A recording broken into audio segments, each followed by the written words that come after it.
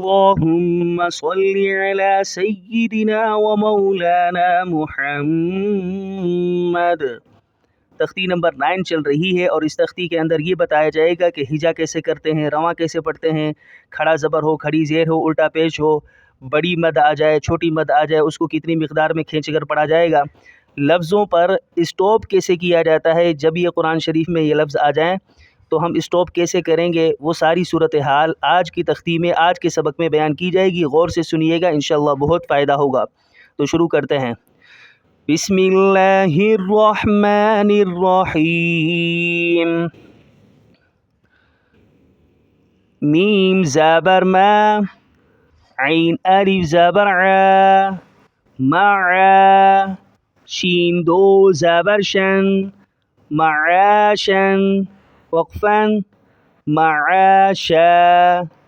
وقفاً معاشا، عین کو نکالیں گے، عین، ٹھیک ہے، تھوڑا زور دے کر، اور شین یہ آخری لفظ ہے، میں نے پیچھے بتایا تھا کہ آخری لفظ پر، اینڈ کے لفظ پر اگر دو زبریں آ جائیں تو وقف کی صورت میں، اسٹاپ کی صورت میں یہ الف بھی پڑھا جائے گا، ٹھیک ہے، تو یعنی شین کو کھینچ کر پڑھیں گے۔ پہلے تھا معاشن، وقف کے بعد وقفاً معاشا، میم زبر ما،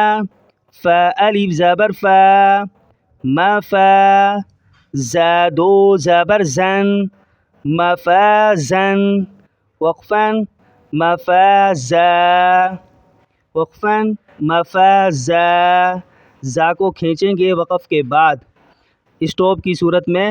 یہ الف بھی پڑھا جائے گا، یعنی زا کو کھینچ کر پڑھیں گے، ٹھیک ہے۔ میم زیر می، ہا کھڑا زبر ہا، می ہا، دال دو زبر دن، می ہا دن، وقفاً می ہا دا، کھڑا زبر آ چکا ہے، ایک الف کے بقدر اس کو کھینچ کر پڑھیں گے کھڑے زبر کو، اور اسی طرح اینڈ کے لفظ پر اگر دو زبریں آ جائیں تو وقف کے بعد اسٹاپ کی صورت میں دال کو کھینچ کر پڑھیں گے، ٹھیک ہے۔ میہادن پہلے تھا، پھر وقفاً کے بعد میہادا، نون زبر نا، با الف زبر با، نبا، تا دو زبر تن، نباتن، وقفاً نباتا، وقفاً نباتا، اینڈ کا لفظ تا ہے، تا پر دو زبریں ہیں، اور وقف کے بعد اسٹاپ کی صورت میں تا کو کھینچ کر پڑھیں گے، یعنی یہ لفظی بھی الف بھی پڑھا جائے گا، نباتن، وقفاً نباتا، واو زیر وی، فا الف زبر فا، ویفا، قاف دو زبر قن، وفاقن، وقفاً وفاقا، وقفاً وفاقا، قاف کو موٹا کریں گے کیونکہ ہرا ہے،